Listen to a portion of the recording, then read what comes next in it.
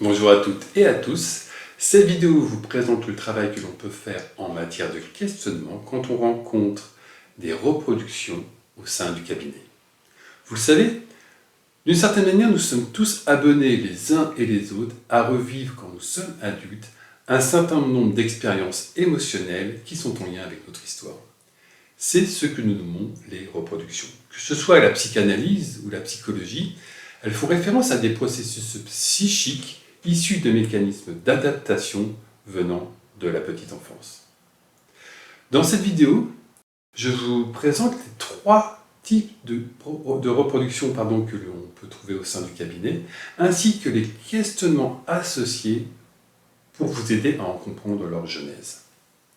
Je vous livre aussi un protocole en 3 étapes issues de l'hypnose conversationnelle pour vous aider justement à identifier la genèse d'une reproduction quand elle échappe à la conscience du client. Je vous parlerai aussi un peu de stratégie thérapeutique. Il ne s'agit pas de vous donner tout un cours théorique sur les reproductions, parce que 15 minutes ne suffiraient pas, mais je vais vous donner quand même quelques orientations pour vous aider dans votre pratique. Voilà, je pense avoir tout dit en matière de présentation. Je vous invite donc à vous abonner à ma chaîne si ce n'est pas déjà fait et à activer la notification. Et un grand merci d'avance si vous pouvez la partager autour de vous. Ceci dit, comment questionner les reproductions en thérapie et en accompagnement?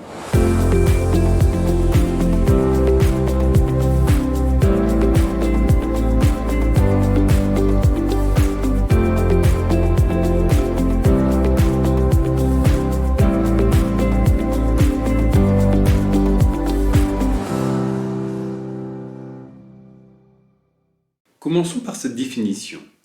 Une reproduction se réfère à une série de processus psychologiques et émotionnels répétitifs, parfois même automatiques, résultant des mécanismes d'adaptation développés durant l'enfance en réponse à un environnement perçu comme hostile ou insuffisamment attentionné ou présent.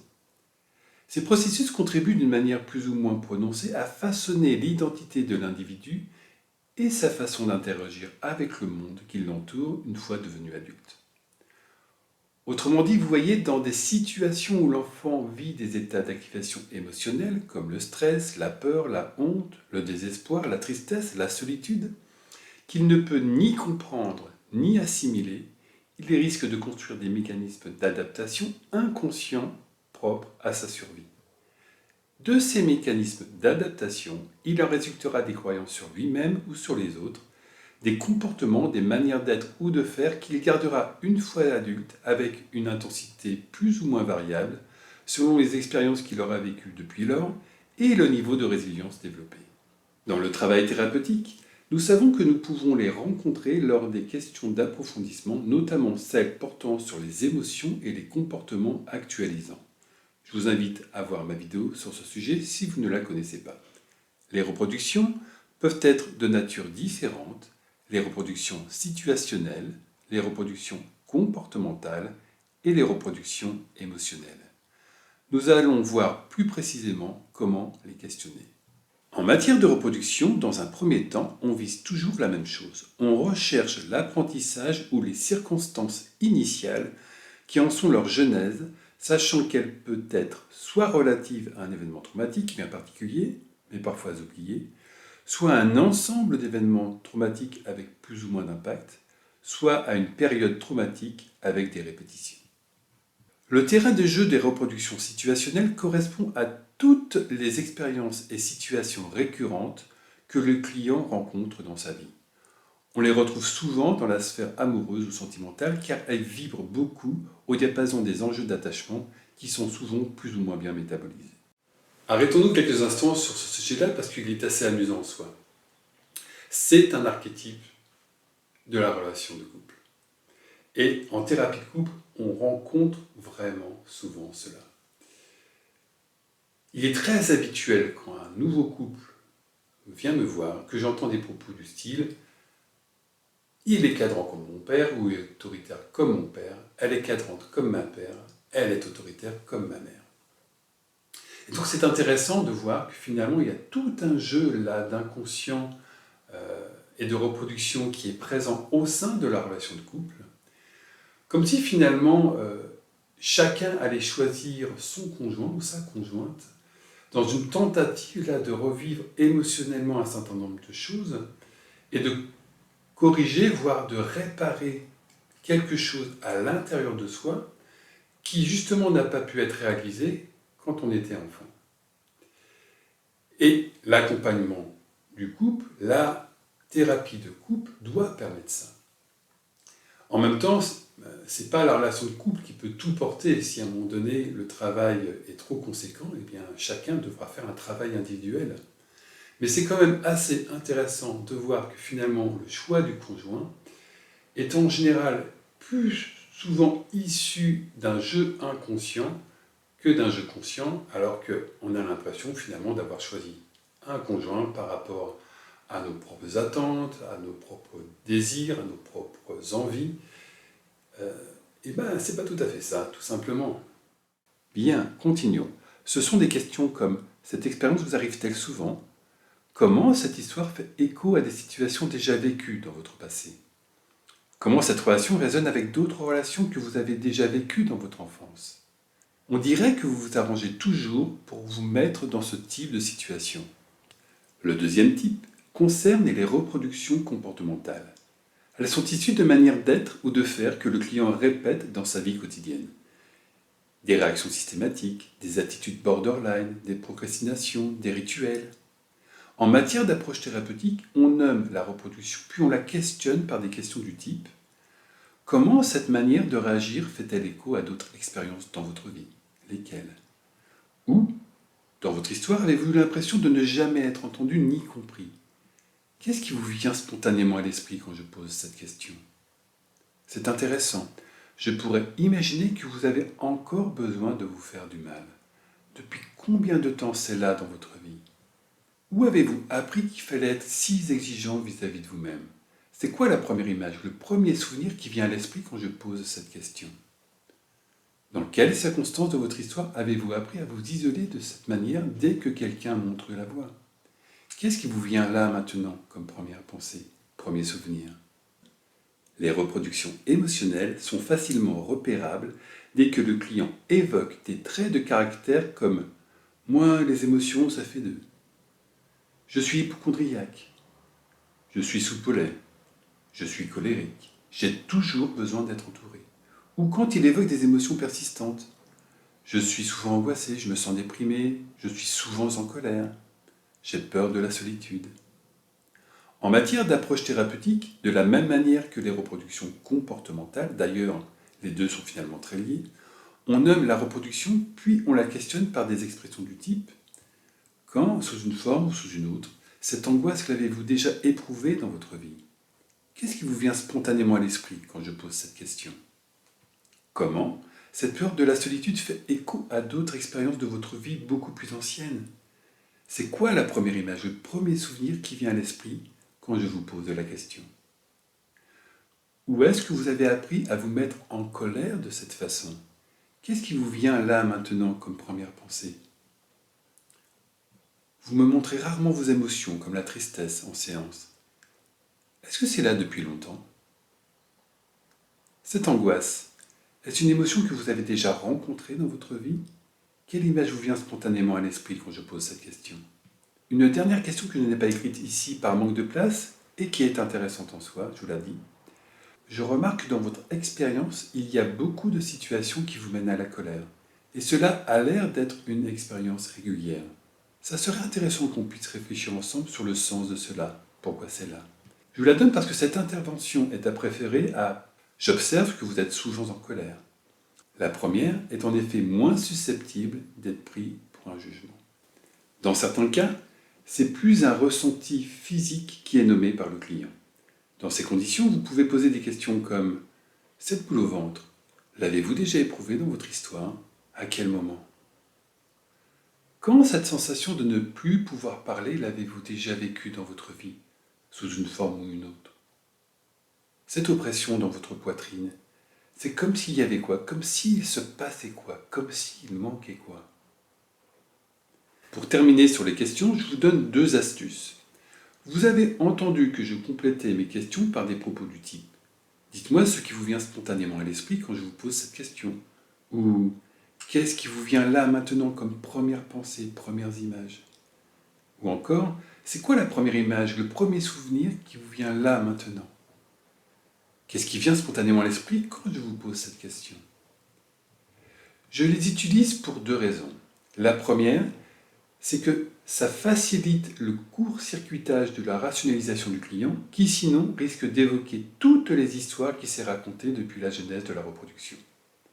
La seconde, notamment si vous appuyez bien votre voix et changez de rythme, elle favorise une mise en transe légère du client, ce qui rendra plus facile l'accès aux souvenirs concernés. La deuxième astuce, issue de l'hypnose conversationnelle, peut vous aider à aller rechercher la genèse d'une reproduction quand le client a du mal à la nommer. C'est un petit protocole en 3 étapes. La première est ce que l'on nomme l'évocation stratégique. Son objectif est de placer le client dans une légère transe hypnotique. Pour ma part, pour provoquer cet effet, je fais en général de la psychopédagogie, qui est d'ailleurs une macro-expression de la posture empathique du thérapeute, que j'ai oublié de nommer dans les vidéos sur les 2 postures du thérapeute. Je vous donne ici un exemple que vous pouvez réutiliser ou adapter à votre propre personnalité. Une fois trouvé, je vous invite à l'apprendre par cœur afin que lorsqu'il soit dit, le ton de votre voix soit suffisamment hypnotique. Prenez un ton comme si vous racontiez une histoire. Vous savez, les bons conteurs sont de grands hypnotiseurs. Alors, commençons. Vous voyez, quand on développe une réaction émotionnelle automatique ou des comportements récurrents à des situations particulières, c'est qu'en général, on a fait un apprentissage de cette réaction à un moment donné de notre vie. C'est-à-dire, la plupart des gens ne naissent pas avec une réaction comme la vôtre quand ils sont soumis au même type de situation. Il y a là ce que l'on peut désigner comme une reproduction, n'est-ce pas? Puis, après un léger silence et en montant légèrement le rythme de votre voix et son accentuation, vous posez la question suivante. Cela dit, si je vous pose la question suivante, quelle est la première image, le premier souvenir qui vous vient quand je vous demande où est-ce que vous avez appris à réagir comme ça? Qu'est-ce qui vous vient en premier? C'est quoi la première chose, sans réfléchir? Celle-là, oui, voilà, c'est laquelle? Comme je vous le disais précédemment, l'expression première image n'est pas à lâcher, sinon vous risquez toutes les rationalisations qui sont venues par la suite, toutes les histoires que la personne s'est racontées et qui risquent d'interférer dans la réponse. Lorsque le protocole est bien suivi, il produit d'excellents résultats. Une fois la reproduction trouvée, je vous invite juste après à faire une expression empathique, quitte à l'amplifier un peu, pour légitimiser l'expérience du client et refaire d'une certaine manière l'ancrage de sa genèse. C'était certainement difficile quand vous étiez enfant. Les émotions n'avaient pas leur place dans votre famille. Vous avez appris à être comme ça, à vous fermer aux émotions. Et c'est normal pour vous aujourd'hui. Finissons et parlons un peu de stratégie thérapeutique. Nous savons que le traitement des reproductions va prendre du temps, parce qu'elles sont issues en général d'ancrages très profonds qui sont pour la plupart devenus identitaires pour le client. On est sur la même problématique que les croyances sur ce sujet-là. L'action thérapeutique vise à aider le client non seulement à développer une compréhension de ses reproductions, mais aussi à trouver des moyens de réguler ses émotions, de dépasser ses blocages, de se libérer de ses apprentissages qui l'entravent dans sa vie d'aujourd'hui. Ce travail peut impliquer des techniques telles que le parler à de la Gestalt, l'Internal Family System, l'hypnose régressive et ses protocoles sur les traumas, la pratique de la pleine conscience et la méditation. Bien sûr, il y a d'autres techniques, d'autres méthodes, et je ne les connais pas toutes. Pour terminer, il m'a semblé intéressant de vous donner ce petit protocole inspiré de l'IFS que j'utilise assez fréquemment car il permet de créer un effet positif et parfois résilient chez le client. Vous voyez, les émotions persistantes, les traits de caractère excessifs, les réactions incontrôlées, voire disproportionnées, n'aspirent qu'à une seule chose, protéger le système intérieur du client et garantir son homéostasie. Et ce, même si la stratégie utilisée est tragique. Je parle là bien entendu d'autosabotage, d'addiction, d'attitude borderline. Et en permettant au client de mettre en conscience l'intention positive de la partie de soi qui crée la reproduction, il pourra mieux la comprendre, mieux l'accepter et donc s'accepter soi-même pour mieux la réguler. Ce sont des questions comme cette timidité, qu'est-ce qu'elle fait pour vous aujourd'hui? C'est quoi son job? Qu'est-ce que vous essayez de préserver quand vous fuyez ainsi le contact? Cette peur, elle vous a défendu contre quoi jusqu'à maintenant? Pour illustrer cela, je vais vous parler d'un homme que j'accompagne depuis quelque temps et qui est venu me voir parce qu'il avait beaucoup de peur dans la vie. Et ça l'entravait notamment dans sa vie professionnelle. On a été regarder son histoire, on a mis des mots sur ses expériences, et on a parlé notamment d'une période un peu traumatisante, même voire très traumatisante, qu'il a connue à l'adolescence, où il s'est mis dans un cercle là, amical, où il y avait de la drogue, du cannabis, beaucoup de fumée.